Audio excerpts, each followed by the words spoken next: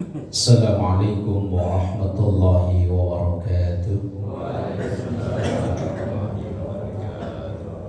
Alhamdulillahilladzi wakafa. Thumma assalatu wassalamu ala sayyidina Muhammadil Mustafa wa ala alihi wa ashabihi ahli sidqi wal wafa. Subhanaka la ilma lana illa ma 'allamtana innaka antal alimul hakim. Rabbi shrah li sadri wa yassir li amri wahlul 'uqdatam min lisani yafqahu qawli waj'al li waziran min ahli. Amma ba'du.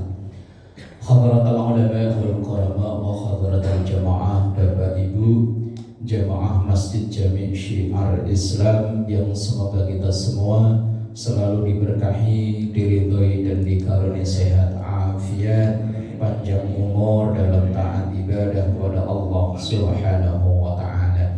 Alhamdulillah, pagi subuh yang berbahagia ini kita dipertemukan kembali dan semoga ini menjadi wasilah nanti kita dipertemukan di surganya Allah dalam ridha dari Allah dan syafaat Rasulullah sallallahu alaihi wa alihi wasallam.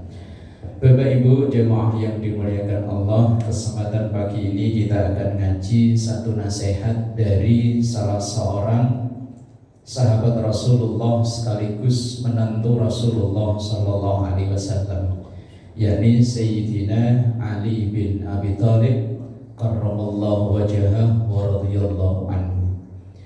Beliau ini salah satu sahabat yang terkenal dengan kecerdasannya. Maka ada satu hadis, ana madinatul ilmi wa aliyun babuha. Saya, kata Rasulullah, kalau diibaratkan sebuah kotanya ilmu, maka Ali adalah pintu masuknya. Wa man aradal madinah falyatiya min babiha. Maka kalau pengen masuk ke kota tersebut, maka lewatilah pintu gerbangnya, yakni Sayyidina Ali bin Abi Thalib radhiyallahu anhu wa karramallahu wajhah. Namun dalam akhir perjalanan hidup beliau dibunuh oleh seorang yang kalau siang nggak pernah berhenti puasa sunnah, kalau malam nggak pernah berhenti tahajud dan penghafal Quran. Itu yang membunuh sahabat Ali. Namanya Abdurrahman bin Muljam. Ngeri Pak ya, mantunya Nabi, sahabat Nabi, dibunuh oleh seorang pemuda yang menvonis Ali adalah kafir. Mantunya Nabi divonis kafir. Makanya kalau sekarang ada orang divonis kafir, dari dulu udah ada. Divonis kafir, Sayyidina Ali divonis kafir, kemudian dibunuh oleh seorang yang kalau siang nggak pernah berhenti puasa sunnah, kalau malam nggak pernah berhenti tahajud, dan dia penghafal Quran. Kita hafal qul ya ayyuhal kafirun aja mutar-mutar baik. Wala ana wala antum enggak kelar-kelar. Apa makalah dari Sayyidina Ali? Beliau bilang begini, laula khamsu hisalin lasara nas kulluhum salihin. Kalaulah tidak dipengaruhi 5 hal, pada dasarnya semua orang itu baik. Kalaulah tidak dipengaruhi 5 hal, maka semua manusia itu baik. Gak ada orang jahat itu, pada dasarnya gak ada. Karena memang selaras dengan hadis Rasulullah, kullu mauludin yuladu alal fitrah. Setiap orang terlahir ke muka bumi ini dalam keadaan bersih, gak membawa dosa. Walaupun seorang anak terlahir dari hubungan yang diharamkan, maka anak tetap bersih, suci, gak membawa dosa. Fa'abawahu, tekstual hadisnya, maka kedua orang tuanya, kontekstualnya lingkungannya, yuhawwidanihi, yang akan membentuk orang tersebut berpikir seperti Yahudi, au yunassiranihi, atau menjadi Nasrani, au yumajjisanihi, atau seperti Majusi. Awalnya terlahir baik. Sampai kapan manusia itu terjamin baik? Sampai masuk usia balik. Kalau laki-laki sudah mimpi wajib mandi, perempuan sudah menstruasi. Kalau tidak, dua-duanya sempurna 15 tahun bagi yang akalnya genep sekilo. Kalau cuma 7 on biar sampai 70 tahun belum mau balik. 7 on Pak. Ditanya ngalor jawabnya ngidul. Itu biar umur 30 tahun belum balik. Tetap baik gitu Pak. Orang seperti itu tetap baik sampai nanti akhir hayatnya, tetap baik. Orang yang seperti itu. Orang yang akan berubah kebaikannya itu yang genep sekilo. Kita genep sekilo Pak ya? Bu ya? Insya Allah ya, genep sekilo ya. Yang genep sekilo itu justru malah bermasalah aslinya. Lah ketika sudah memasuki usia baligh ini, kemungkinannya dua. Apakah fitrah kebaikan dari lahir itu akan terjaga dan bertambah menjadi baik, atau sebaliknya makin berkurang dan sampai akhirnya su'ul khotimah, na'udzubillah. Lalu kata Sayyidina Ali, kalaulah dari usia baligh itu tidak terkontaminasi oleh 5 hal, asalnya semua kita ini baik. Apa itu? Kata Sayyidina Ali. Berarti kalau boleh disimpulkan ada 5 hal yang menyebabkan kesalehan kita yang bawaan lahir itu akan hilang. Yang pertama adalah al-qanaatu bil jahli. Qanaah. Qanaah sifat bagus, Pak. Tapi kalau disambung dengan yang tidak bagus, artinya nanti tidak bagus, Pak. Al-qanaah itu kalau orang Jawa legowo. Kalau orang Cikucang apa? Pasrah, ikhlas, pasrah ya. Pasrah, tapi pasrah dalam hal bil jahli, kebodohan. Pasrah jadi orang bodoh. Bodoh ya biarinlah, ntar kalau pilkada ya suaranya satu sama, waduh repot Pak. Maka pagi ini kita bela-belain jam segini nih kan, kalau semalam yang tidurnya telat kan enaknya merem Pak ya. Jam segini nih. Lah kenapa kok sampai melek ngumpul di sini? Kenapa nggak habis sholat langsung pulang aja, kan rebahan enak ya? Lah kenapa kita ngaji? Karena dalam rangka kita nggak pasrah jadi orang bodoh. Karena kesadaran kita jadi orang bodoh, kemudian kita pengen menghilangkan kebodohan yang ada dalam diri kita ini. Kenapa Sayyidina Ali menganggap bahwa rusaknya kesolehan seseorang itu ketika ia, kalau bahasa anak sekarang, bodoh dipelihara. Walaupun seseorang itu ibadahnya tekun Pak, tapi kalau tidak didasari ilmu yang cukup, bahaya. Al-ibadatu bi ghairi ilmin mardudatun la tuqbadu. Ibadah tanpa didasari dengan ilmu ditolak. Nanti saya kasih contoh. Ada nasihat dalam kitab Ta'limul Muta'allim. Fasadun kabirun alimun mutahaddiku wa akbaru minhu jahilun mutanassiku. Suatu bahaya besar apabila ada orang alim tapi enggak mengamalkan ilmunya, tapi lebih bahaya lagi orang bodoh walaupun dia rajin ibadah. Contoh, jamaah itu kita semua paham nilainya 27 kali lipat daripada sholat sendirian. Itu syarat ketentuan berlaku Pak, enggak yang penting jamaah.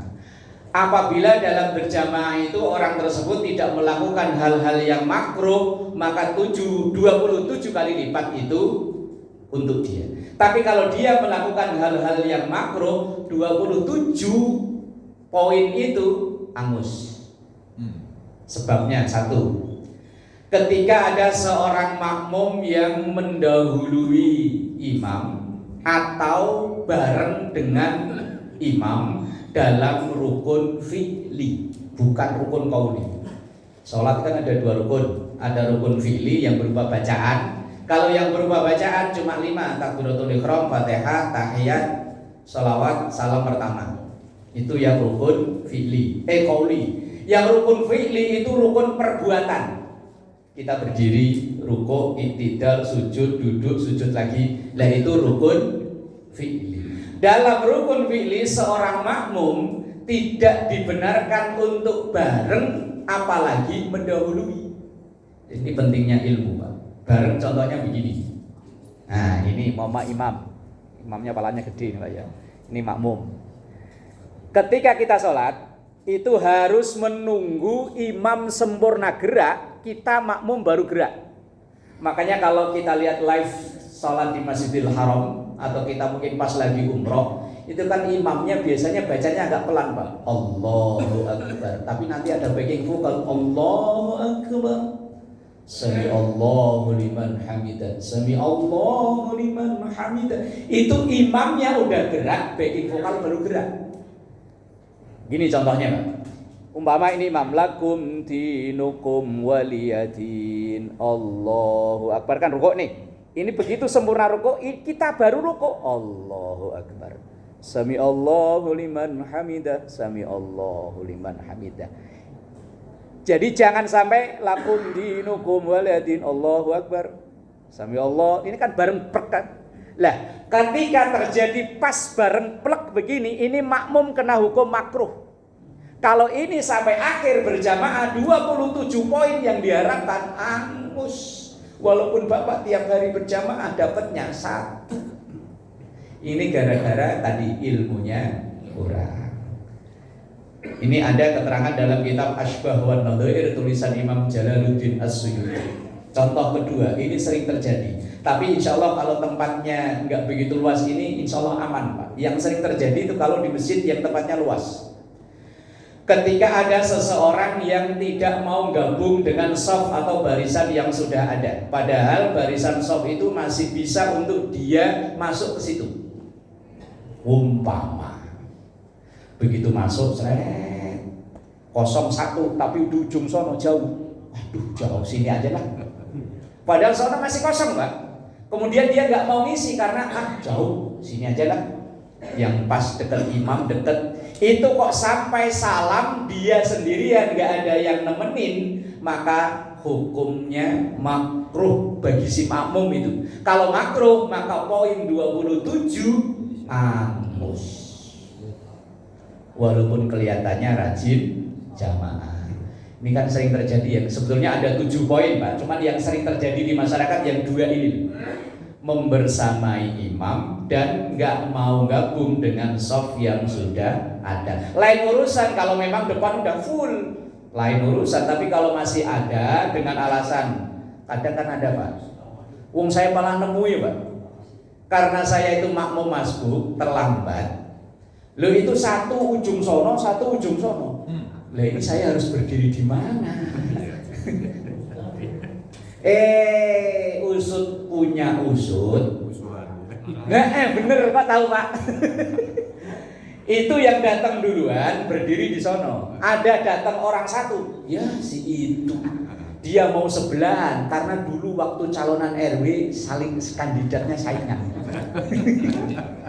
Assalamualaikum. Waalaikumsalam. Iklan dulu. Iklan kopi. Ganggu nih kan. Iklan kopi. Wah, di sewot. Iklan. Minum dulu, Ustaz, minum. Udah belum ini iklannya nih? Jud. Ternyata tadi si yang teng pertama dan datang kedua itu pernah bermusuhan pada waktu Anggaplah pilkada lah gitu aja udah. wong nyatanya pilwe kok bukan pilkada kok pilihan RW wong dia tetanggaan, Pak. Oh begitu. Orang sholat berjamaah itu kan salah satunya untuk menghilangkan kalau dulu ada permusuhan. Maka budaya Indonesia walaupun ada orang seberang sono dibilang bid'ah, kalau saya mau bodo amat mau dibilang bid'ah mau enggak, salaman setelah berjamaah itu hikmahnya besar loh, Pak. Ya. Umpama kita yang lama nggak ketemu salaman tatap muka. Umpama yang kemarin musuhan maling saling jadi tadi itu salaman walaupun mungkin ketika salaman maka nah, tapi kan kalau sekali 2 kali lo masuk begitu mulu sih. Belum move on ya. Nah, belum move on. Jadi itu berjamaah, Pak. Itu gara-gara tadi loh. Ilmu yang kurang ketika beribadah. Walaupun dia ibadahnya tekun, jamaahnya tekun, tapi gara-gara ilmunya kurang, nyatanya dapatnya yo sedikit karena ilmunya kurang. Ini contoh lagi, Pak. Gara-gara orang rajin ibadah tapi ilmunya kurang. Ini kejadian waktu Covid berapa? 2020 Pak ya. Tapi setahun setelah itu. Ini yang cerita ketua masjidnya sendiri. Ya masih daerah Cilincing ya. Sini Koja sih ya, Cilincing kan, Kecamatan Cilincing. Itu ketika sholat Idul Fitri, khotibnya ngundang dari luar, sementara imamnya imam rawatib harian. Lah di situ masjid itu ada jamaah yang istiqomahnya luar biasa, selalu berada di belakang imam. Tapi ya tadi asal diajak ngaji bikin pulang, asal ada taklim pulang, asal taklim pulang. Kalau ditanya Pak Haji kok gak pernah ikut taklim, alah isinya juga sama kayak kemarin-kemarin. Persis yang kemarin aja, yang dulu saya ngaji belum saya amalin, masa ngaji lagi, ntar numpuk ruwet. Alasannya, ini yang cerita ketua masjid. Ketika lagi ngimami, yang namanya imam lah ya manusia kadang lupa kadang inget ya Pak. Takbir yang 5 kali di rakaat kedua lupa. Kalau takbir di rakaat pertama inget Pak. Yang di rakaat kedua itu kan sebelum Fatihah sunnahnya takbir 5 kali. Imamnya lupa. Lah makmum yang di belakang yang rajin ibadah tapi nggak mau ngaji tadi, ia berkeyakinan bahwa kalau sholat Idul Adha nggak ada takbir 5 kali batal sholatnya. Makanya dia teriak subhanallah. Imam karena merasa ini sunnah yang tidak berpengaruh terhadap batalnya sholat, lanjut sini teriak subhanallah, imam baca Fatihah. Terus seru. Begitu selesai sholat, assalamualaikum, assalamualaikum. Entah karena ada dendam pribadi apa enggak, wallahu alam, langsung dia berdiri. Dasar imam kok. Saya enggak melanjutin, ibu yang ngomong. Udah saya ingetin subhanallah berkali-kali, kok enggak digubris. Yang imam balas, dasar makmum kok. Takbir itu tidak mempengaruhi sahnya sholat. Akhirnya imam amamu hampir smackdown di situ. Khotib yang dari luar karena nggak tahu loh, akhirnya 2 orang itu sama jamaah lain langsung digelendeng keluar. Satu imam dikit sih apa ya pokoknya. Ini masalahnya apa? Si makmum tadi tekun ibadahnya Pak, cuman dia menganggap bahwa takbir yang 5 kali itu mempengaruhi sahnya sholat, padahal itu nggak ngaruh apa-apa. Gara-gara kurang ngaji. Imbasnya kan tadi jamaah yang artinya dari tenang malah ya ini kalau yang kurang ngaji jamaahnya. Lebih bahaya lagi yang kurang ngaji ustadznya. Merasa udah jadi ustadz langsung nggak mau ngaji, super bahaya. Saking super bahaya. Lah kalau yang salah itu makmum, resiko tanggung sendiri kan ya. Kayak tadi jamaah yang nggak dapat poin 27 dapatnya 1. Tapi kalau yang salah ustadz, kemudian jamaahnya ngikutin, itu namanya sesat menyesatkan. Lah kalau yang sesat umat jamaah, sesat hanya sendirian. Tapi kalau ustadznya sesat menyesatkan, dosanya double. Mentang-mentang udah dipanggil, terlanjur dipanggil ustadz, padahal aslinya belum ustadz, baru proses menjadi ustadz.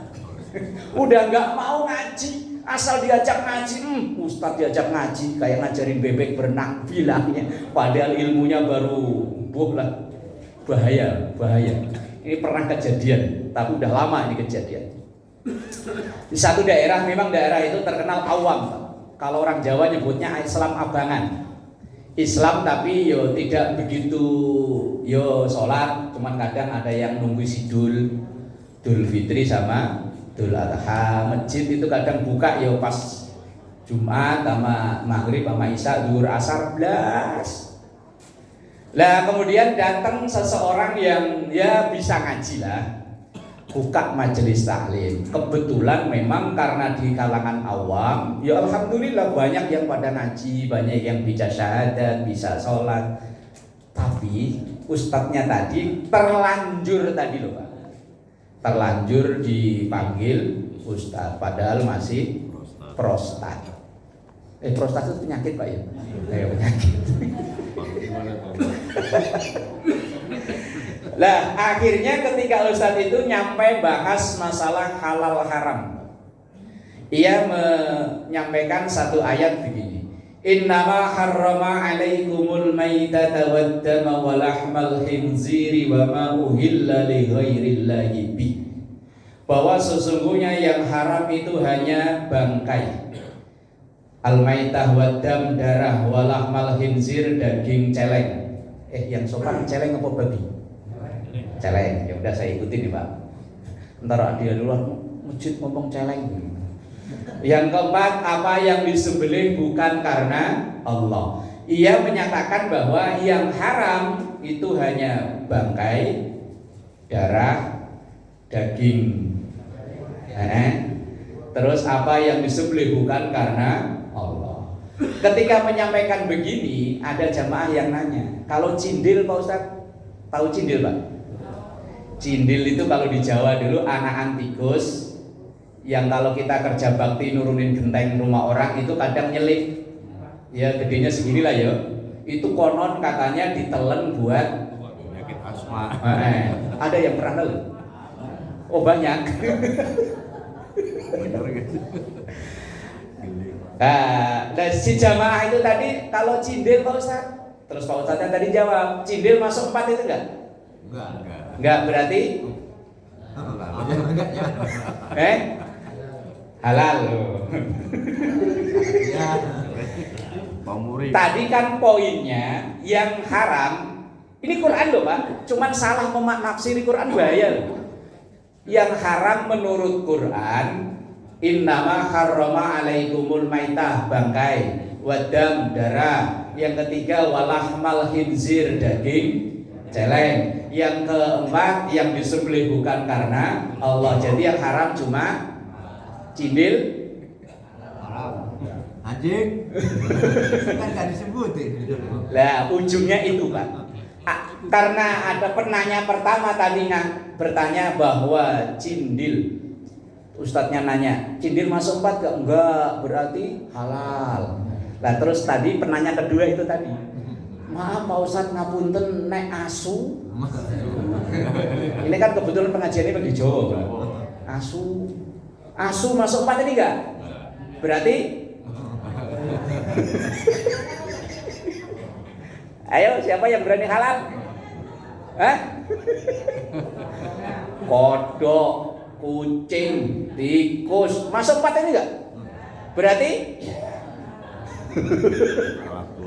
iya.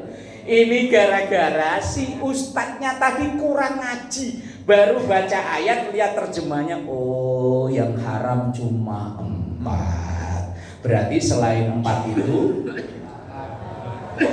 yang semangat apa jawabnya? Ini bahayanya kalau orang yang sudah sering megangin mic tapi kurang ngaji, langsung dia berfatwa bahwa yang haram cuma 4, selain 4 itu Bapak yang ngomong loh ya. Halal berarti kucing, kodok, ular, asu tadi. Ini gara-gara tadi itu Pak, udah nggak mau belajar lagi, pasrah. Wis ilmu saya begini wis rapopo. Lah kalau yang sesat itu jamaahnya, dia sesat sendirian. Tapi kalau ustadznya yang sesat, ayo bahaya. Makanya bahaya. Apalagi yang prostat tadi bahaya. Lah kalau dia nggak berfatwa sih nggak masalah Pak. Yang bermasalah itu kan ketika dia berfatwa tentang hukum halal haram. Bahkan kalau kita ngaji ulama-ulama yang udah terkenal alim, itu pun ketika ditanya nggak langsung sat-set jawab Pak. Ntar dulu saya tanya, saya cari referensinya dulu. Kalau ini menurut ulama ini boleh, nggak langsung halal, asu halal, nggak masuk 4. Wah wes ini Makanya bahaya. Al-qanaatu bil jahli. Pasrah jadi orang bodoh itu ternyata yang merusak kesolehan. Maka kita walaupun entah bagaimana caranya ada taklim yo hadir dalam rangka kita enggak pasrah jadi orang bodoh, biar kesolehan bawaan lahir ini tetap terjaga, akan terbawa sampai akhir hayat nanti insya Allah. Yang kedua, baru pertama udah mau jam berapa? Agak ngaco jam ini.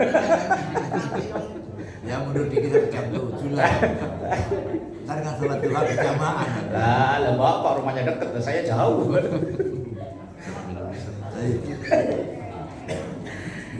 Satu, wes pokoknya jangan berhenti belajar. Yang dihargai itu proses belajarnya, Pak. Kalau masalah pinter, Pak, Allah Maha tahu kekuatan otak kita seberat itu, Allah Maha tahu. Apalagi kita yang belajar udah usia 50, kayak iklan tolak angin lah. Wes. Lah yang penting kan ngaji. Yang penting ngaji. Mau bisa kok enggak urusan nanti. Bisa enggak itu urusan Allah yang ngasih. Mau dikasih seberapa ya terserah Allah. Yang penting ikhtiarnya. Ikhtiarnya suruh ngaji yo, ngaji. Yang kedua, wal khirsu ala dunya.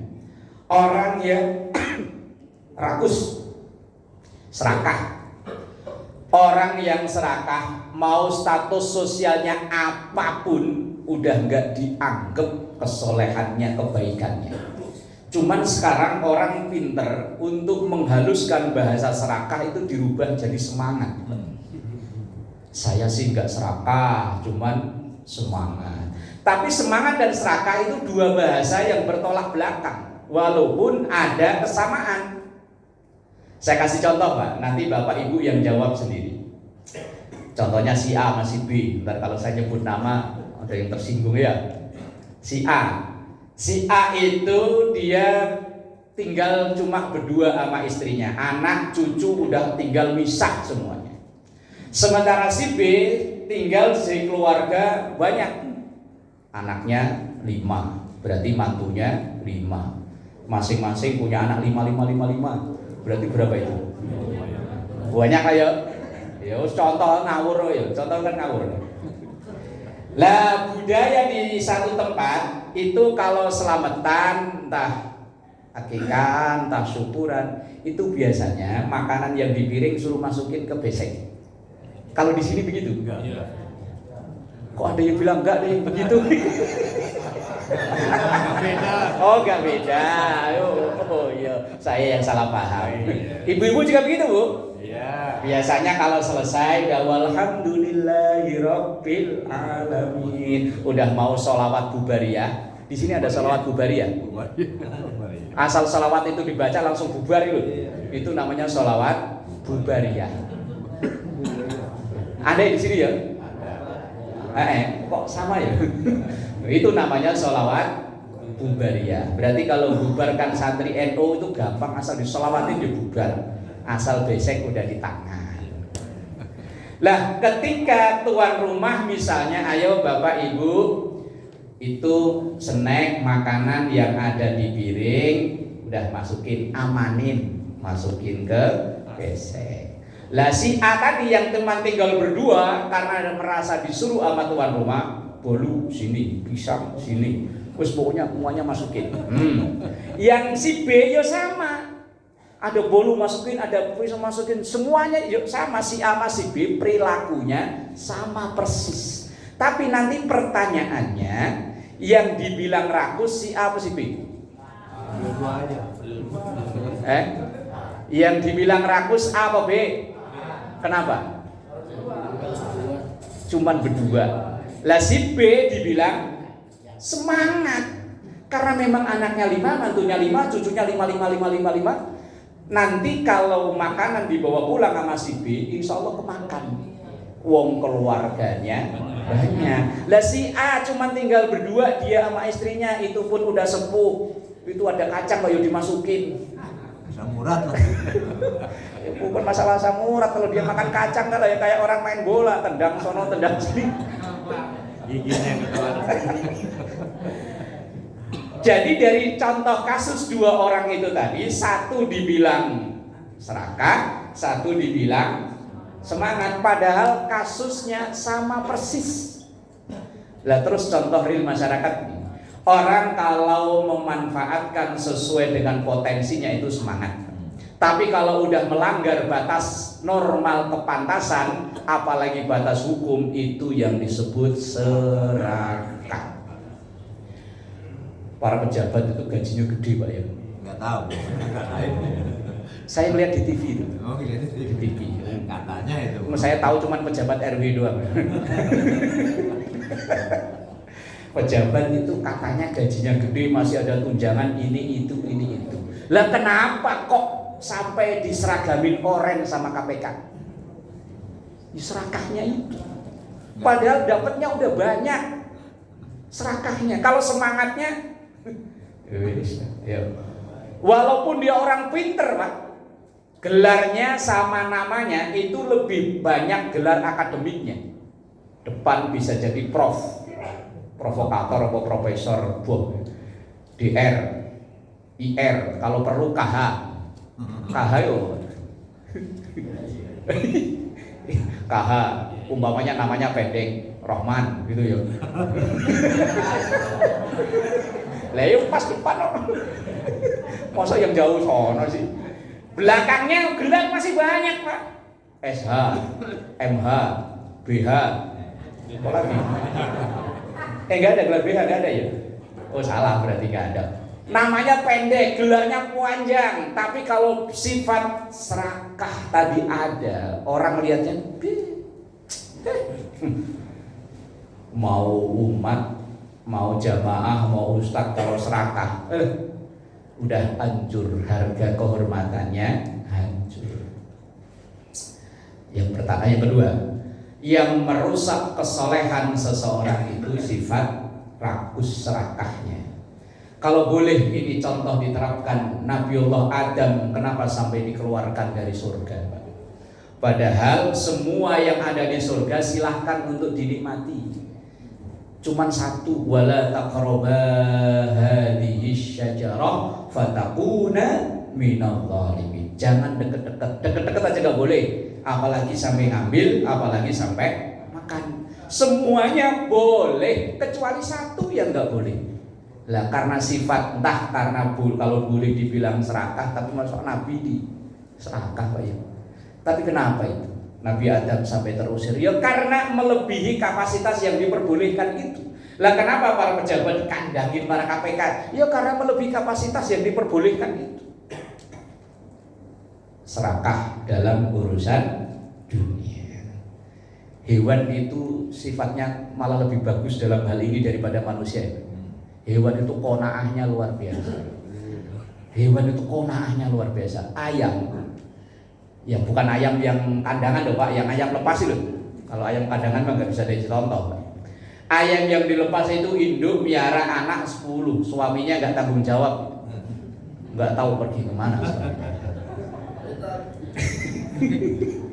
Itu dia kalau nemu makanan banyak, itu langsung anak-anaknya dipanggil. Asal udah kenyang, sudah. Nggak kepikiran dia nyari plastik. Bungkus lah buat besok. Enggak. Wah, ayam itu qanaahnya pol. Wes pokoknya asal dia kenyang. Kalau perlu anak-anaknya suruh kenyang dulu, ntar sisanya dia yang makan. Misalnya kalau di kampung dulu coker-coker daun kering ada rayap, panggil makan-makan udah kenyang, udah begini. Itu walaupun rayap masih banyak, enggak kok. Pok ada plastik pok. Buat bungkus. Enggak lah, kalau kita itu yuk. Ya Allah. Ya tuan rumah kadang lah yang bawa basa-basi, yang bawa asli lah ya. Ayo ibu-ibu yang mana masukin ini plastiknya langsung sebelah ya. Kan di sini satu. Enggak di sini mah enggak. Ntar kalau ada selamatan di rumah siapa kayak gitu.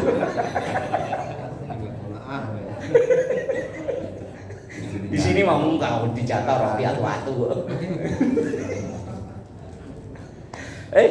Ya Allah, Sayyidina Ali.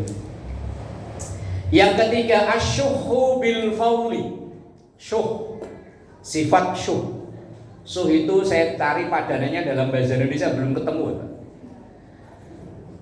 Kalau diterjemahkan secara gampang ya pelit, Pak. Cuman bahasa Arabnya pelit itu bakhil. Tapi ini Sayyidina Ali memakai bahasa syuh.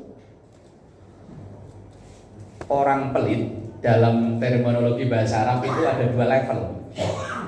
Kalau level umum itu namanya bakhil. Rata-rata kita nih semua punya sifat itu, Pak. Bakhil itu rata-rata kita punya, Pak. Yakin enggak? Punya. Wong nyatanya yo, Bapak kalau mau Jumatan ngisi kotak berapa? Ibu jangan jawab, ya saya tanya Bapak, Bu. Ntar jawab pertanyaan ke Ibu beda. Ibu kalau ngaji ada majelis talim ngisi kotak berapa yo? Yo 2000. Tuh roti berapa, Pak Ustaz? Goceng lah yo, pantas lah yo, goceng yo. Padahal di dompet kita, di kantong kita, saya yakin itu kadang ada yang 2 orang laki-laki backgroundnya merah, yang satu pakai kacamata, satu enggak. Sebelahnya biru, sebelahnya hijau, sebelahnya ungu. Lah, kenapa milih yang coklat? Yang asli itu. Yang asli coklat ya. Asli, kalau aslinya kita itu punya sifat bakhil. Bakhil masih bagus. Yang bahaya itu syuh. Syuh itu di atasnya bakhil, di atasnya pelit. Bahasa Indonesianya apa ya? Korek. Medit itu bahasa Jawa, Pak. Kalau orang kampung saya dulu, kalau kiai di Jawa dulu maknai syuh itu pentil. Tahu pentil, Pak? Yang di karet kecil di ban sepeda itu kalau diisi di pompa, diisi angin berapapun ditampung, Pak, sama pentil itu. Tapi jangan harap angin itu bisa keluar lewat pentil sebelum pentilnya busuk. Itu karakternya syuh begitu. Berapapun kalau dikasih ke dia diterima. Tadi ada bolu, angkut, ada pisang, angkut, ada lemper, angkut. Tapi jangan harap itu makanan dikasih ke orang sebelum busuk. Busuk ya bisa jadi memang perutnya mules, bisa jadi memang badannya yang dipaksa duitnya keluar ke dokter. Itu syuh, pentil. Kalau orang sini insya Allah nggak ada, pentil nggak ada ya? Iya. Nggak ada, nyatanya mesinnya jadinya bagus begini. Lah kalau syuh nggak mungkin bisa jadi bagus begini, Pak. Syuh itu jangankan untuk diri, jangankan untuk orang lain, untuk dirinya aja eman-eman alias sayang. Dia kalau ditraktir makan apa aja doyan, nggak peduli kolesterol asam urat. Tapi kalau dia makan sendiri, yes pokoknya itu apa aja direbus. Kalau digoreng kan minyaknya mahal, Pak. Direbus, makan buat sendiri aja sayang, 1000 sayang. Itu syuh, Pak. Lah kalau rata-rata kita kalau untuk diri sendiri kan buat ya. Lah kalau untuk orang lain tuh baru. Kalau perlu ibu mau belanja pagi-pagi suruh bikin proposal. Lah syuh itu menghinggapi siapa saja wis dianggap orang nggak baik gitu. Walaupun dia pejabat apalagi ustadz apalagi ustadz kok pelit, wah wis bahaya. Nah kalau jamaahnya yang pelit masih mending lah ya. Kalau ustadznya yang pelit, wah bahaya. Orang-orang disuruh sedekah dia nggak pernah sedekah, wah repot. Asyuh. Jangankan kalau dalam hadis Rasulullah SAW disampaikan bahwa ini pun bakhil, Pak, belum syuh. Bakhil aja udah dicap buruk, apalagi syuh. Al-bakhilu ba'idun minan nas. Sifat bakhil itu akan dijauhi orang. Kita, Pak, kalau ini umpama siang diajak jalan yuk. Mana mau nasai kemana? Kalau yang ngajak orang dermawan, semangat kita, Pak. Ayo, harapan kita mah traktir makan yuk. Kalau perlu yo ntar diajak mana kek. Tapi kalau yang ngajak orang bakhil, diajak juga kan. Ntar kalau perlu saya malah yang keluar duit buat jajanin dia.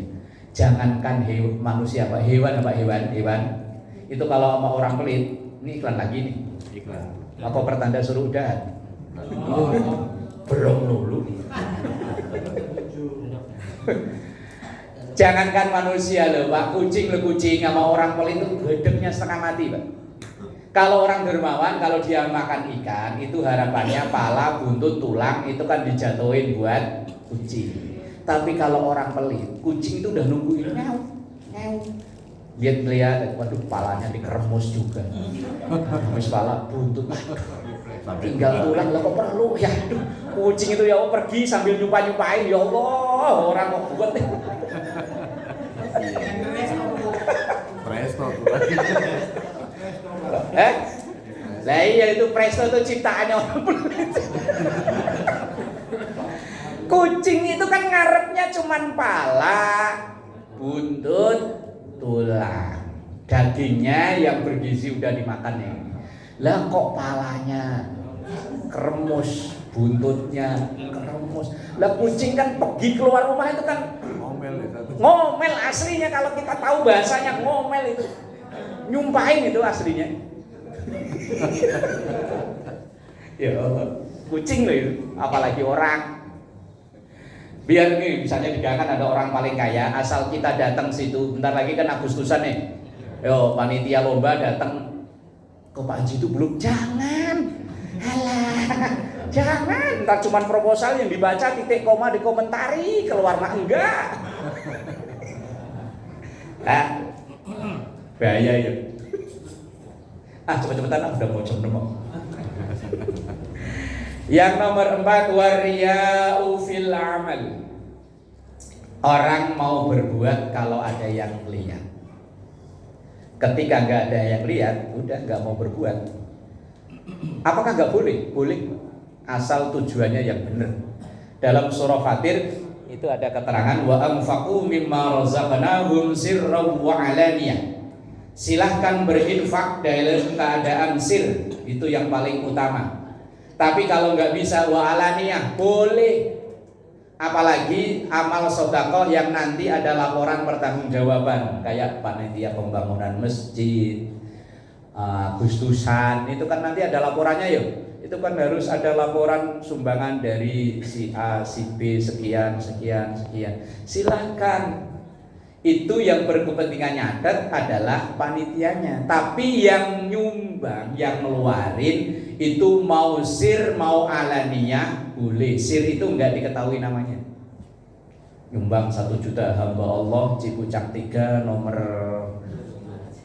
35 RT. Apapun alasan sebetulnya boleh, Pak. Apalagi dalam rangka pembangunan untuk memotivasi orang, mensupport orang, silahkan. Si fulan nyumbang semen 50 sak, boleh. Yang penting orang yang ngeluarinnya itu loh.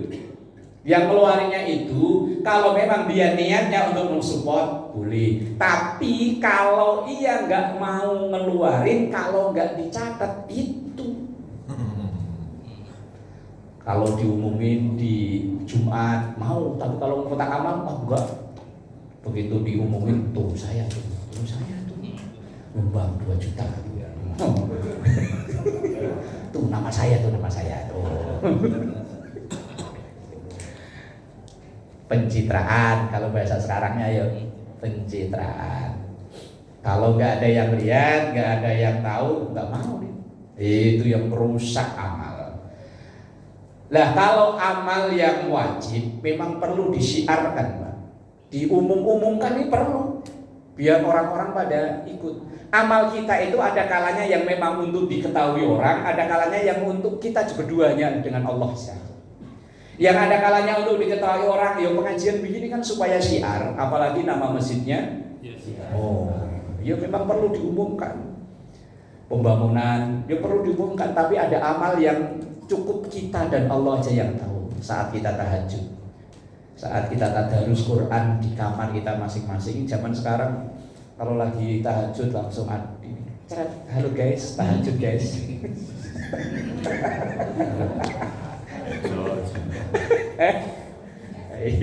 Apalagi ya Allah yang umroh. Ya kalau memang saya kembali lagi-lagi kembali ke niatnya kok ya.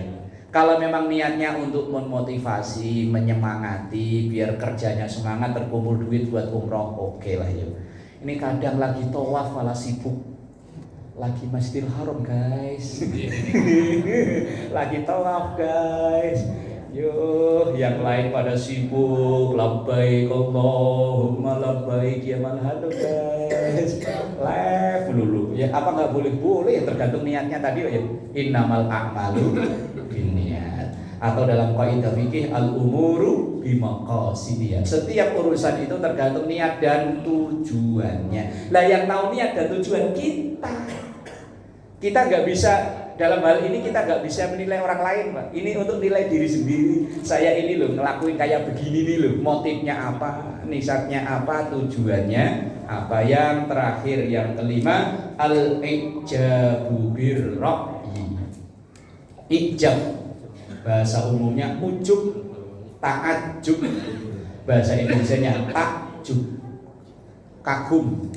Kagum loh, kan nggak boleh kagum birra'yi, dengan dirinya sendiri. Yang ngerasa saya lu, oh si ono mau apa jam segini malah masih tidur, saya udah tahajud nih. Seakan-akan dia yang super. Padahal kita itu lahir ditolong orang, mati ya ditolong orang. Wong sekedar kita minum kopi ini loh Pak, ini melibatkan ratusan orang loh ini. Ini loh ya. Yang bikin gelas siapa, yang bikin kopi asalnya dari mana, melibatkan ratusan orang. Udah jadi kopi kalau Pak Kiai Tamrin tadi nggak nyeduh, nggak nganterin ke sini, ya nggak jadi. Lah mosok mau kagum dengan sendirinya, wong apa-apa kita ini dibutuh orang. Umpama nih, saya merasa, saya kalau ceramah hebat, iya kan karena ada dengerin. Coba kalau nggak ada yang dengerin,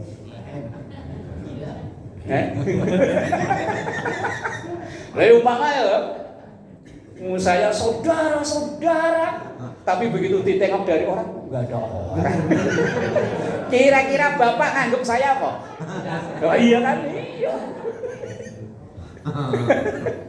Lah iya saudara-saudara, tapi begitu tengok nggak ada orang.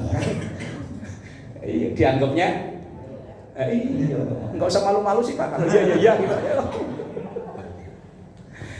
Artinya kita ini nggak bisa menganggap diri kita itu super, nggak bisa. Kita ngapa-ngapain ya butuh orang lain. Lalu kita mau ngapain? Semuanya butuh orang, nggak bisa kita ngerjain sendiri, nggak bisa. Maka nggak bisa kita merasa bahwa saya ini saya loh, ini saya, nggak bisa. Semuanya ada perannya masing-masing, hanya mungkin perannya beda. Ada imam karena ada makmum. Lah kalau cuma imam tok sendirian, ya bukan imam namanya. Sholat sendirian kok langsung tengok belakang, sawu sufufakum, enggak ada orang. Aduh ya Allah, saling membutuhkan nggak bisa. Ada ketua RW karena ada warga. Lah kok cuma ketua RW tapi nggak ada warganya? RW kupon kosong, Pak. Semua ada perannya masing-masing dan semua peran adalah penting. Nggak ada yang dianggap paling penting, enggak. Padahal kalau lagi ada pengajian, saya bilang di pengajian itu yang paling penting tukang sound system, bukan penceramah. Penceramah bagus kayak apa kalau soundnya jelek, 5 menit udahan. Ya, iya. Oh iya makanya semuanya penting. Kadang kasihan nggak dianggap, padahal semuanya penting. Di masjid nih marbot yang penting. Makanan sebelum disuguhin ke Ustadz ya udah makan duluan. Di luar.